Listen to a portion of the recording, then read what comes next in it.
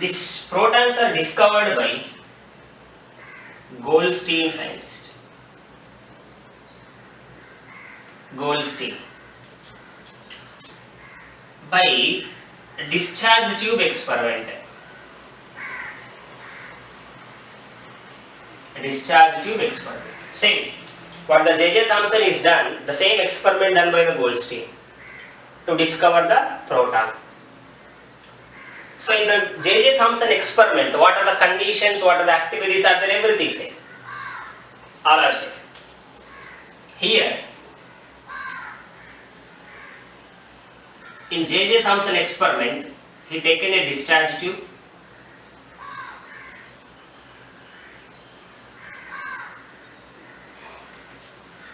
And here is a vacuum.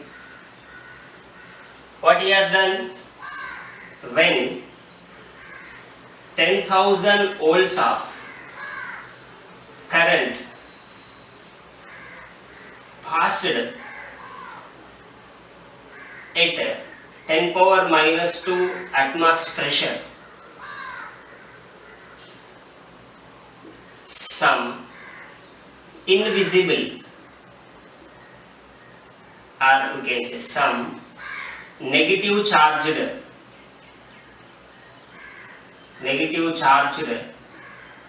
particles traveled towards anode electrode.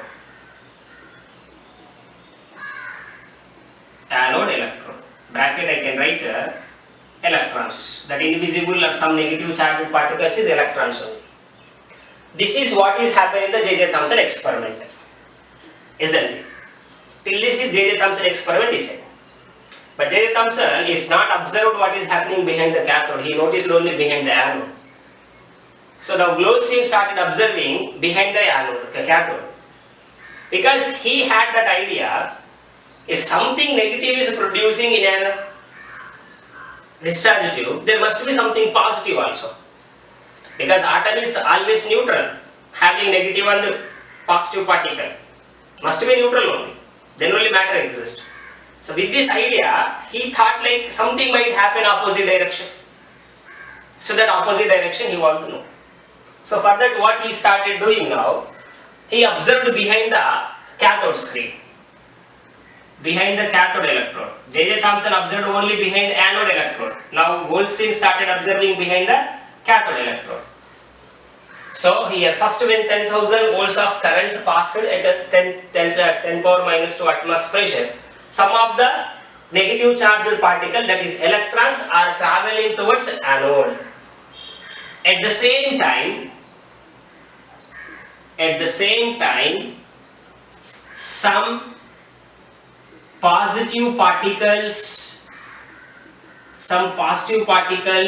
are traveling towards cathode, which are known as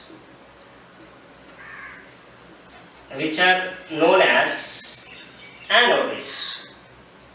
So they are traveling towards cathode ray, that's what he called anode rays. From anode direction to they are traveling towards cathode rays. So these cathode rays properties are given by the Goldstein. The properties of anode rays to predict what the activities is done by the J.J. Thomson, same activities is done. Placing an opaque body, placing a rotating wheel, placing magnetic field and external electrical field. Same activities, ditto by Xerox copy as done. But the results has come in the opposite direction. Not all, one or two. So from doing that all activities, he predicted properties of the anode rays. Properties of anode rays. First one, anode rays traveling straight. Anode rays traveling straight. First one. Second one, anode rays have energy. Anode rays have energy. This energy he predicted based on rotating wave. Travels in straight line predicted by placing opaque body, they forms a shadow on the screen. Next one, anode rays deflected by magnetic field. Deflected by magnetic field. So that he applied the electrical field. Since deflecting means there will be charge. So to know the charge, he applied electrical field. When he applied electrical field, all anode rays are deflected or deflected towards negative pole of battery. Negative pole of electrical field. So they are deflecting towards negative pole means their charge must be positive charge. So he concluded that they have positive charge. They have the positive charge. So this positive charge rays name he given as a proton. And he predicted their charges also. Proton, the positive charge, the continuation flow of the protons will be called as a anode rays. The smallest part of the anode ray he called as a proton. Proton charge is exactly equal to the electron charge but with opposite sign.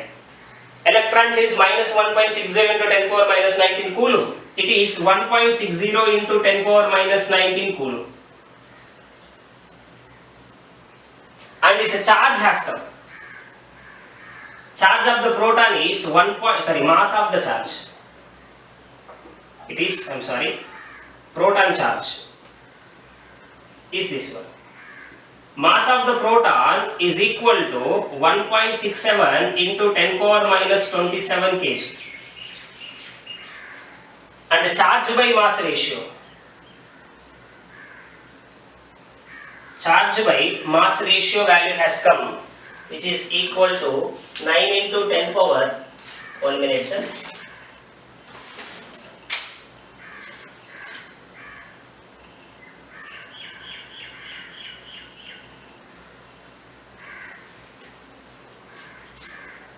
Nine 9.5 into 10 power 5 coulomb kg inverse.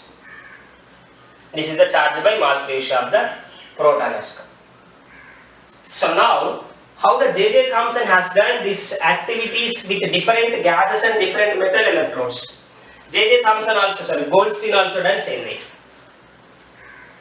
This data, what I have here, this data has produced when hydrogen gas is used. When hydrogen gas is used in discharge tube. In discharge tube, this data is produced for the anode rays. But he tried with different gases. When he tried with different gases in the discharge tube, when different gases are taken, the values which are coming is different.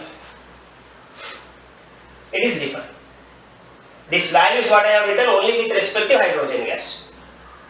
So when differ, he concluded that nature of anode ray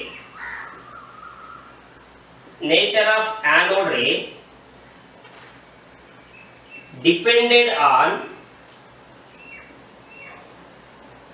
nature of gas taken. Nature of gas taken. Sir, why it is dependent on nature of gas taken? Cathode rays we discussed. Cathode rays will generate from the cathode electrode. So electrode, same electron will give, so there is no any difference. But anode rays are not generated from the anode electrode. The anode rays, that positive particle which are traveling towards cathode, we say, they are generated by the gas present in the discharge tube. So when you take hydrogen gas will release one kind of positive ion, that is H+. When you take helium gas, it will produce a positive particle which is a helium ion. So how they are converting into ion? When the J.J. Thomson experiment, when 10,000 volts of current under low pressure is passed, the electron which is traveling towards anode from cathode to when traveling towards anode, when it's traveling towards anode, this electron participate in collision with gas molecule. Electron will participate in collision with gas molecule. When it is participate in collision with gas molecule, this gas atom will convert into gas ion, positive ion, by loss of electron. So these electrons will travel towards anode. This positive ion will be attracted towards cathode. So when you take hydrogen gas, it will become H plus. When you take helium gas, it becomes He plus. When you take nitrogen gas, it becomes N plus. When you take oxygen gas, it becomes O plus. So when you take different gases, different positive ions are coming. The different positive ions, charge will be differ, mass will be differ, charge by mass ratio also will be differ. So that's what the nature of the anode ray depended on the nature of the gas. Because anode rays are not produced from the anode electrode, they produced from the gas which is taken in the discharge tube.